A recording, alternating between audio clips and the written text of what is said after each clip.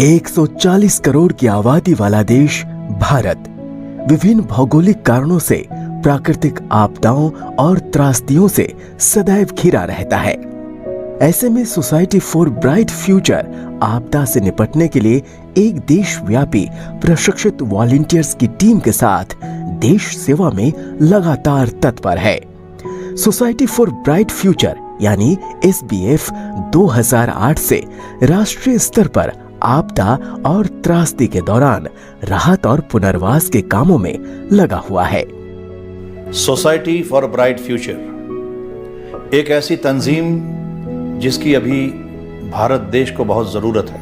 यहाँ पर अर्थक्वेक होते हैं, फ्लड्स आते हैं, एवलांचे यानी लैंडस्लाइड होती है, सुनामी आती है, आगजनी होती है, आग लग जाती है, इंडस्ट्रियल फायर होती है और उसके अलावा भी बहुत सारे डिज़ास्टर का सामना हमारे देश के लोग करते हैं। ऐसे हालात में डिज़ास्टर मैनेजमेंट के लिए सोसाइटी फॉर ब्राइट फ्यूचर एक अच्छे दोस्त की हैसियत से, एक ऐसे मददगार की हैसियत से आकर लोगों के साथ खड़ी रहती है। इरफान अहमद साहब, अभी जो डॉक्यूमेंट्री हमारे दर्शकों ने देखी आपकी, जो बनाई थी आपने, जो हमने डाली अपने चैनल पर ही है, तो SBF इसके अलावा और क्या क्या करती है और मतलब कब से काम कर रही है, कितनी पुरानी संस्था का है या इसे NGO का है? सबसे पहले तो ये बताइए। ये NGO है और सोसाइटी रजिस्ट्रेशन एक्ट के तहत ये दिल्ली में रजिस्टर्ड है और सन 2008 में ये रजिस्टर्ड हुई और जब से ही ये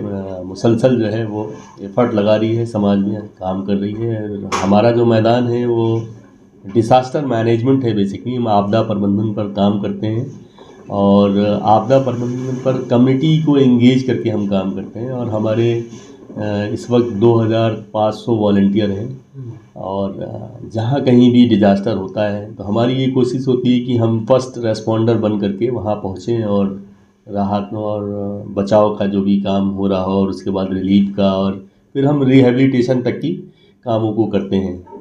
तो सोसाइटी फॉर ब्राइट फ्यूचर ने अब तक की हिंदुस्तान में जितने बड़े बड़े डिज़ास्टर हुए हैं, चाहे वो बिहार में फ्लड हुआ हो, चाहे असम के फ्लड होते हों, केरला का फ्लड हो, वायनाड का लैंडस्लाइड हो, बिपरजॉय साइक्लोन हो, फौनी साइक्लोन हो, उड़ीसा का ट्रेन हादसा हो, यहाँ सब कहीं हमने पहुँच करके जो है राहत बचाव में हिस्सा लिया है। हम कहीं पर डायरेक्ट इंगेज होते हैं, कहीं पर हम NDA में और NDRF के साथ भी इंगेज होते हैं, सिविल डिफेंस के साथ भी इंगेज होते हैं। तो हम अपने जो लिमिटेड रिसोर्सेज हैं उनके साथ ही सरकार की जो एजेंसियां हैं मिल करके काम करने की कोशिश अब तक की कर रहे हैं। आपने कितने बताया वॉलंटियर? हमने 2500 वॉलंटियर हैं। उसके अलावा स्टाफ और भी होगा, आपका ऑफिसेज होंगे?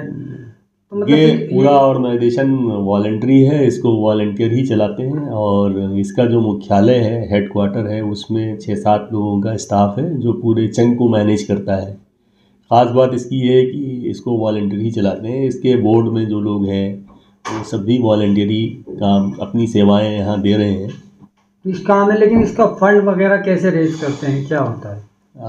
फंड का जहाँ तक ताल्लुक है वो पब्लिक फंड है। हम लोग क्राउड फंडिंग करते हैं। जब भी कोई डिज़ास्टर ऐसी घटना होती है उस वक्त ही हम क्राउड फंडिंग करते हैं और क्राउड फंडिंग से जो फंड आता है उससे ही हम अपने सारे काम करते हैं। तो ऐसा कोई खास या विशेष फंड नहीं है कि हमें मिलता हो कहीं से, सरकार की तरफ से या कहीं सरकार की तरफ से या फिर दूसरे और किसी इदारे की तरफ से फंड नहीं मिलता है। पब्लिक फंड है, ये पब्लिक चैरिटेबल ऑर्गेनाइजेशन है।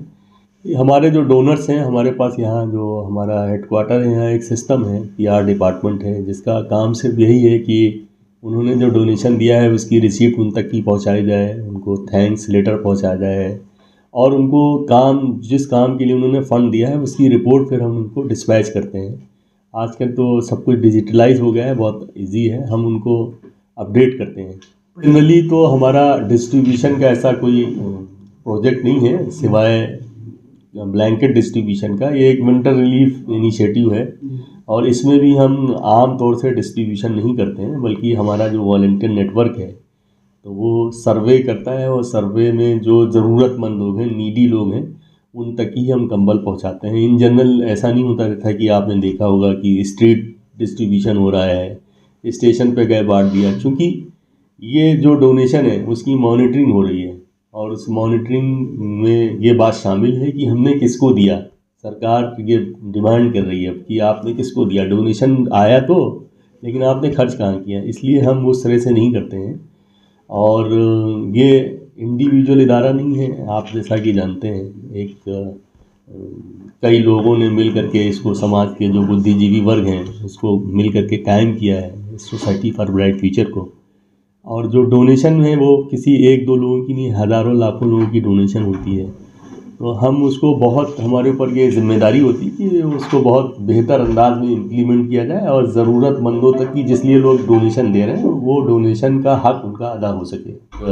पंजाब का सिनेरियो थोड़ा सा अलग था। पंजाब का सिनेरियो ये था कि पंजाब को लेकर के पूरे हिंदुस्तान में एक अवेयरनेस थी कि पंजाब में फ्लड आया हुआ है। जो सिख कम्युनिटी का दूसरी कम्युनिटी के साथ में अच्छा एक एटीट्यूड रहा है, बिहेवियर रहा है कि वो हर वक्त उनकी मदद में खड़े होते हैं, उसी तरह से उनके लिए पंजाब में बहुत सारी मदद गई। तो अब वहाँ ज़रूरत इस बात की थी कि हम कुछ करें, कुछ ख़रीदें, वो उसका डिसबर्समेंट कैसे हो।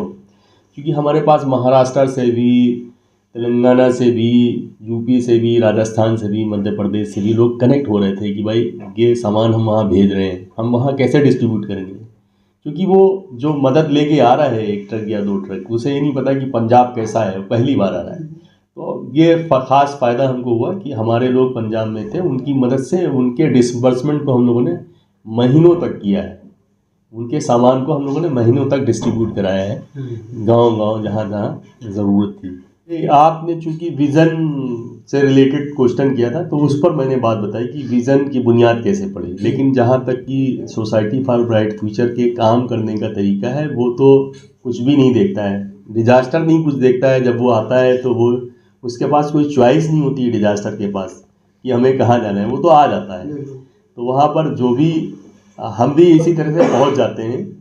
हमारी टीम जब पहुँचती है तो वो कुछ देखती नहीं है यहाँ कौन है, बिना किसी धर्म की तफरीक के हम लोग वहाँ पर काम करते हैं। कोई किसी तरह का कोई भेदभाव नहीं करते हैं।